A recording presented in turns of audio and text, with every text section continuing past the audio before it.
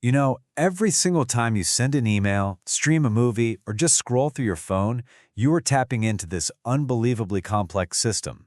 So today, we're going to pull back the curtain on the physical stuff, the actual hardware that makes our digital world go. The internet's invisible superhighways. Right. We all talk about the cloud or cyberspace, but what are we really talking about? Is it all just data kind of floating around in the air? Well, spoiler alert, nope, not even close. The internet is a very real, very physical thing, and as you'll see, understanding that physical side is absolutely crucial. So, let's dive into our first section, the internet's hidden hubs. This is the true backbone of it all. At its very core, the internet isn't one single thing. It's a huge, sprawling collection of separate networks. You've got networks run by companies, by universities, by governments, and they've all just agreed to connect to each other. But how do they do that so seamlessly? How does it all work? That's the big question. And that brings us to the key, this acronym right here, IXP. What is an Internet Exchange Point? So, according to the Internet Society, an IXP is literally a physical place. Think of a building or a room inside a data center just filled with high-speed switches and routers. This is where all those different internet providers, the ISPs, can plug their networks directly into each other. Okay, the absolute best way to picture this is to think of a massive traffic circle, but for data. See, instead of your data having to take some long, winding back road all the way back to its home network, it can just hop onto this super efficient traffic circle and take a shortcut to a much faster network. It's a practice called peering, and it's a total game changer. And these peering shortcuts, they're a win-win for literally everyone. For the internet providers, it cuts their costs way down. And for you and me, it means less lag, faster downloads, a better experience. But here's the most important part. By creating all these extra routes, the entire internet becomes way more resilient. It's better able to handle problems and outages. And we're not talking about just a handful of these things. No way. Right now, there are more than 1,500 of these active IXPs scattered all across the globe, silently directing the world's information flow every single second of every day. The scale is just mind-boggling.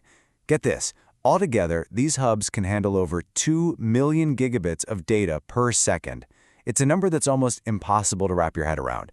And it just goes to show how essential these points are to the modern internet. Okay, so that's what they are. But here's the problem. For all their importance, IXPs face a huge threat. They're basically invisible, and they're being ignored. This really gets to the heart of the problem, and it's a point made by Flavio Luciani, who's the CTO at Namex, a major IXP in Rome. He says that because a lot of these IXPs started as these small, nonprofit collaborative efforts, they just fly completely under the radar. They are absolutely essential, but they're invisible to policymakers. And this is the really dangerous result of that invisibility. You have governments making these big lists of critical infrastructure they need to protect. Things like power grids, undersea cables, huge data centers, but they almost always leave IXPs off the list. It's like protecting all the highways, but completely forgetting about the most important intersections. It just doesn't make sense. And look, this isn't just a what-if scenario. Luciani points to a real-world event, a major blackout in 2025. In Portugal, which had a pretty weak IXP setup, internet traffic just plummeted by a catastrophic 90%. Meanwhile, neighboring Spain, which had a much more robust and diverse system of IXPs, was also hit, but its network held up so much better. The difference was resilience, and it had real-world consequences. This brings us to the next big problem, the risks of centralization, and how some modern trends are actually making the internet more fragile. Luciani really boils it down to 3 systemic risks. First, in the hunt for economic efficiency, traffic is getting funneled into just a few massive IXPs. That concentrates all the risk in just a handful of buildings. Second, you have smaller internet providers becoming totally dependent on maybe just one IXP to connect to the rest of the world. And third, all of this creates a few massive single points of failure that, if they were attacked or damaged, could take down huge chunks of the internet. Okay, so that's the problem. It sounds pretty serious, right? So what's the solution? Well, it all starts with making these vital hubs visible. Luciani has laid out a really clear, actionable plan.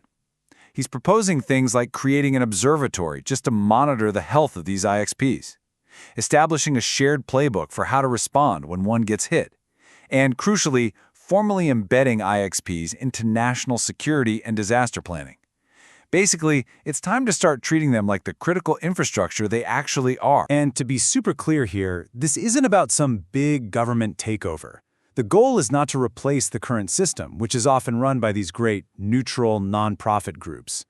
The whole idea is to support and reinforce the system we already have, in the same way that IXPs themselves reinforce the internet. Which leads us to our final section. How do we future-proof the internet? What is the actual path forward? The solution, really, lies right here. The internet's greatest strength has always been its decentralized design. So, Luciani argues, the path forward is to double down on that principle. We need more diverse, neutral, and officially recognized connection points, not fewer. We need to spread the load to make the entire system stronger and safer. And that leaves us with one last really fascinating question to think about. Is the very thing that made the internet so powerful and resilient in the first place, its decentralized, bottom-up structure, now the source of its greatest vulnerability? Figuring out how to protect these invisible superhighways, well, that might just be the most important challenge we face in keeping our digital world running for decades to come.